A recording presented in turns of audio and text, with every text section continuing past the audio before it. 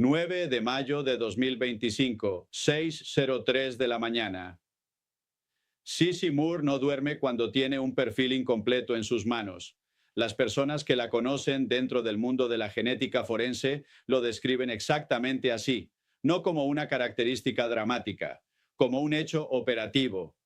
Cuando Sissy Moore tiene un perfil de ADN que está a un paso de producir una identificación y ese paso todavía no ha sido dado, el reloj en su cabeza no se detiene.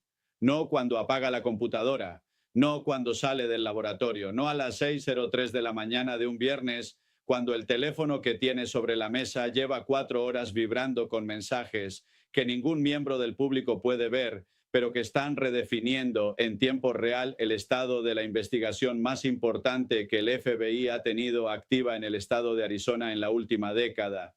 Sissy Moore es la genealogista genética más reconocida de los Estados Unidos. Su trabajo convirtió la genealogía genética de una curiosidad académica en una herramienta forense que ha producido arrestos en casos que llevaban décadas sin resolución. El asesino del Golden State, el asesino de Peachtree, docenas de casos que tenían ADN sin identidad durante años y que Sissy Moore convirtió en nombres, en direcciones, en arrestos, en condenas, utilizando bases de datos de genealogía comercial, construyendo árboles genealógicos hacia afuera desde conexiones familiares distantes, eliminando ramas, convergiendo hacia individuos, produciendo identificaciones que los métodos tradicionales de comparación de ADN no podían producir, porque el perfil del sospechoso no estaba en ninguna base de datos criminal federal. Esta mañana Sissy Moore exige volver a la casa de Nancy Guthrie, no como petición, no como sugerencia, como exigencia profesional fundamentada en algo que ocurrió hace 36 horas en el Laboratorio Forense Federal, donde el perfil de ADN recuperado de la escena del crimen está siendo procesado. Una coincidencia parcial, no una identificación completa, no la confirmación definitiva que los fiscales federales necesitan para presentar cargos ante un jurado con la certeza de condena que los casos federales requieren, sino algo que en el lenguaje de la genética forense es simultáneamente un paso gigantesco hacia adelante y la razón exacta por la que Sissy Moore necesita más material para completar lo que la coincidencia parcial comenzó. Para entender qué significa una coincidencia parcial en el contexto de este caso, hay que entender primero cómo funciona la genealogía genética cuando el perfil del sospechoso no está en ninguna base de datos criminal. Los investigadores tienen el perfil de ADN extraído del material biológico recuperado en la escena del crimen de la casa de Nancy Guthrie en las Catalina Foothills.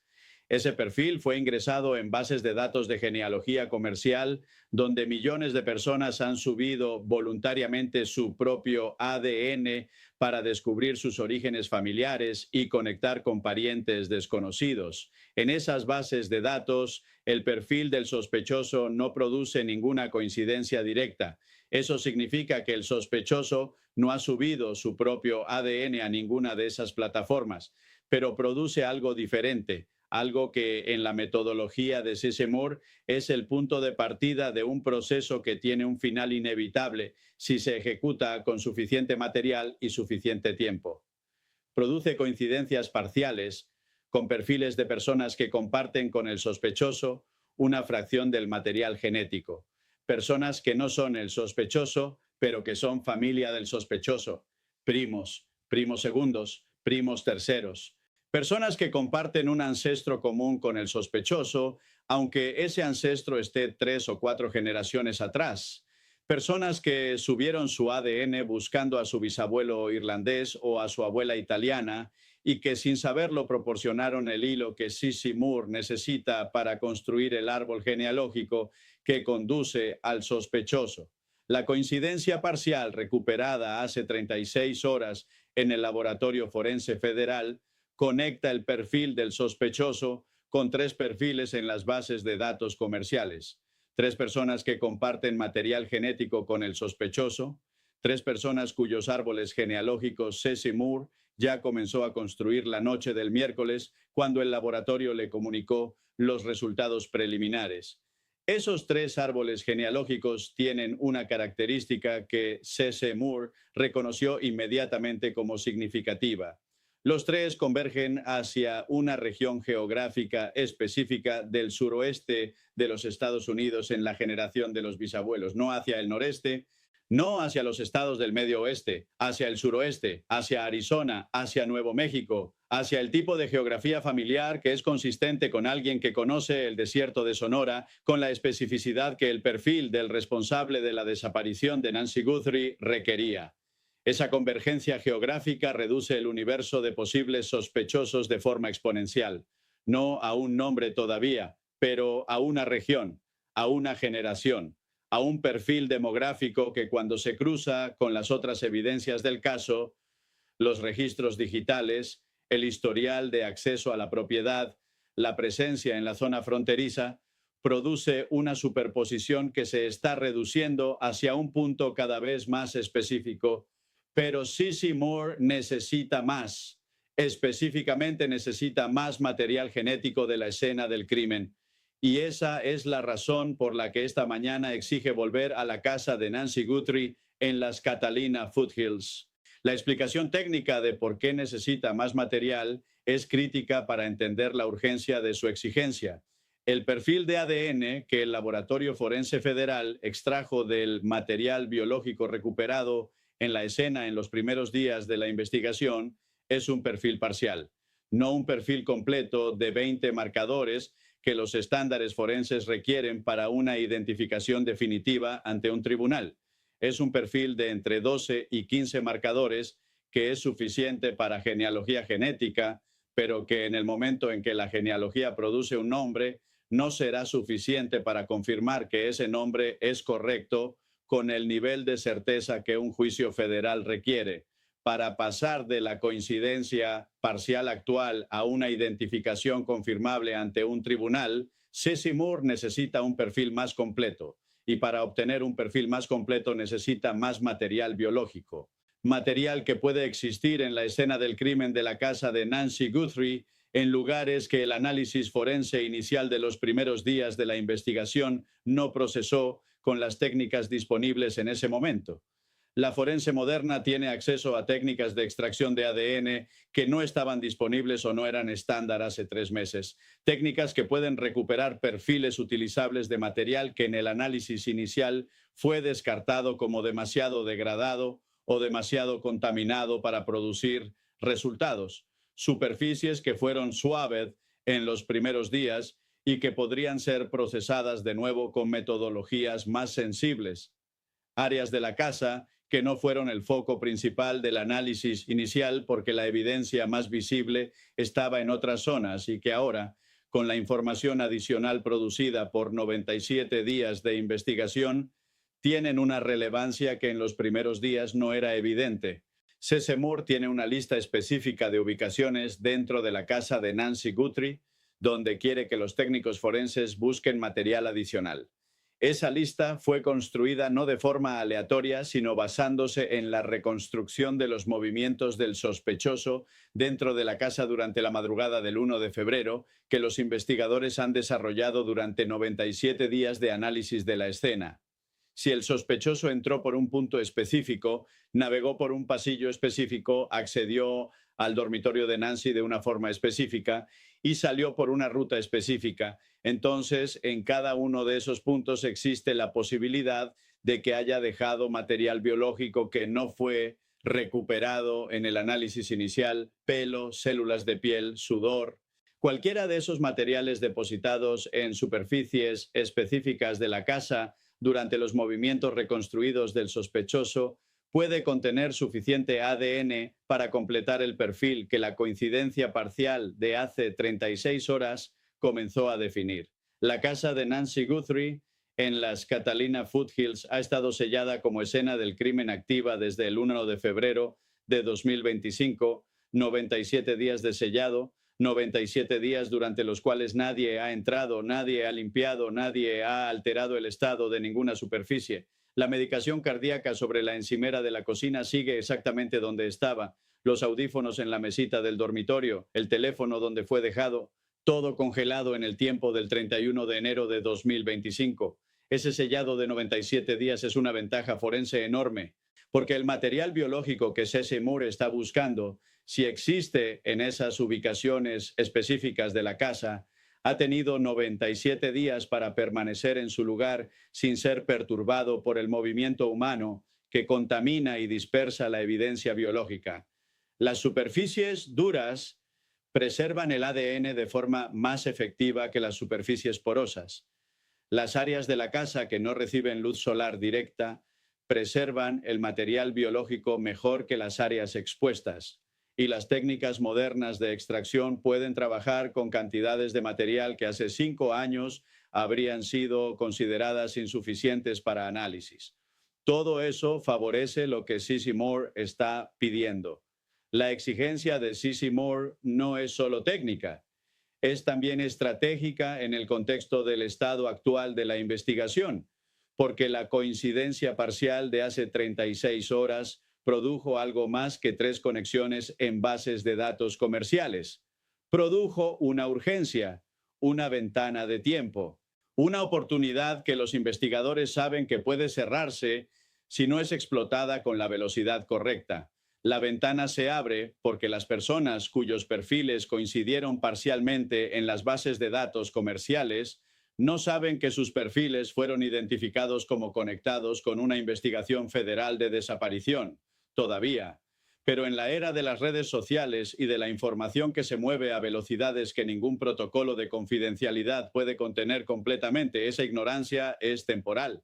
Si alguna de esas 3 personas llega a saber que su ADN fue identificado en una investigación federal, puede alertar a familiares, puede alertar al sospechoso si tiene algún nivel de contacto con él, y el sospechoso que recibe esa alerta puede tomar acciones que compliquen o destruyan elementos críticos del caso que todavía no han sido asegurados.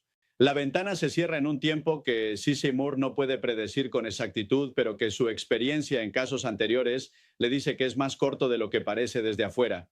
Por eso exige volver a la casa hoy, no mañana.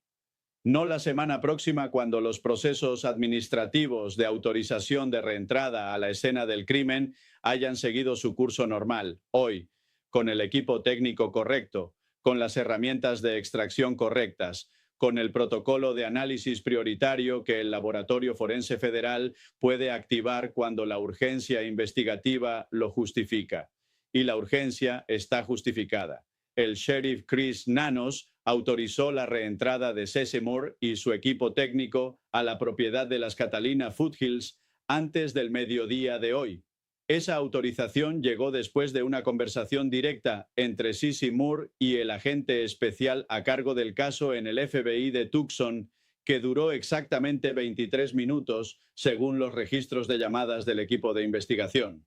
23 minutos en los cuales C.C. Moore explicó qué necesitaba, por qué lo necesitaba y qué podía producir con ese material si lo obtenía. El agente especial no necesitó más tiempo para decidir. El equipo técnico llegó a la propiedad de las Catalina Foothills a las 10:48 de la mañana, no el equipo forense estándar que procesó la escena en los primeros días de la investigación, un equipo especializado en recuperación de ADN de bajo volumen que trabaja específicamente con los protocolos de extracción de próxima generación que C.C. Moore ha coordinado en casos anteriores de alta complejidad. Entraron con equipos que el público no asocia con la investigación forense de escenas del crimen. No luminol, no kits de swabbing estándar, equipos de análisis de superficies que pueden identificar depósitos de material biológico invisible para el ojo humano y para la mayoría de los métodos de detección estándar, microscopios portátiles, sistemas de iluminación especializada y protocolos de recolección que preservan la integridad del material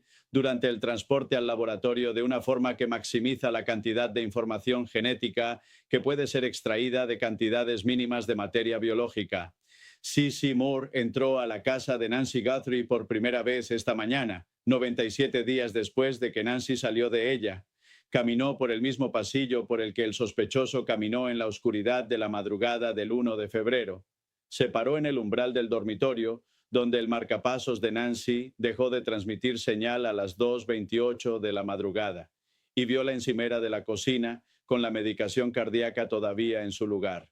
Lo que Sissy Moore sintió en ese momento no fue divulgado públicamente, pero lo que hizo en los siguientes minutos sí fue documentado por el equipo técnico que la acompañaba. Se dirigió directamente a las tres ubicaciones específicas que había identificado como prioritarias basándose en la reconstrucción de movimientos del sospechoso. El punto de entrada secundario que los investigadores identificaron como la ruta probable de acceso, el pasillo entre ese punto de entrada y el dormitorio principal, y una superficie específica dentro del dormitorio que en el análisis inicial había sido marcada como de baja prioridad por razones que en ese momento eran lógicas, pero que la coincidencia parcial de hace 36 horas convirtió en urgentemente relevantes. En cada una de esas tres ubicaciones, el equipo técnico aplicó los protocolos de extracción de próxima generación que Sissy Moore coordinó. El proceso en cada ubicación tomó entre 15 y 40 minutos, dependiendo del tipo de superficie y de la cantidad de material detectado. El material recolectado fue sellado, catalogado con protocolo de cadena de custodia federal y transportado directamente al laboratorio forense de prioridad máxima a las 2:17 de la tarde. Los resultados del análisis de ese material llegarán en un plazo que el laboratorio ha estimado entre 48 y 96 horas, dependiendo de la calidad y cantidad del material recuperado. Si ese material produce un perfil completo o suficientemente más completo que el perfil parcial actual, Sissy Moore tendrá lo que necesita para completar los árboles genealógicos que la coincidencia parcial de hace 36 horas comenzó. Y cuando esos árboles estén completos, cuando las ramas que convergen desde tres perfiles comerciales hacia un ancestro común del suroeste de los Estados Unidos sean suficientemente precisas, el universo de posibles sospechosos no se reducirá a una región geográfica, se reducirá a un nombre, a una dirección, a una persona específica cuya presencia en la casa de Nancy Guthrie en la madrugada del 1 de febrero de 2025 dejó material biológico que sobrevivió 97 días de sellado forense y que esta mañana Sissy Moore fue a buscar con la certeza de alguien que sabe exactamente lo que está buscando y exactamente dónde encontrarlo. La coincidencia parcial fue el primer paso. El reanálisis de la escena es el segundo. La identificación es el tercero. Y el cuarto paso tiene un nombre que los fiscales federales del distrito de Arizona ya están preparando para pronunciar en el momento correcto. Sissy Moore no duerme cuando tiene un perfil incompleto en sus manos. Esta noche, el perfil está un paso más cerca de estar completo y Nancy Guthrie está un paso más cerca de que alguien finalmente pronuncie el nombre correcto.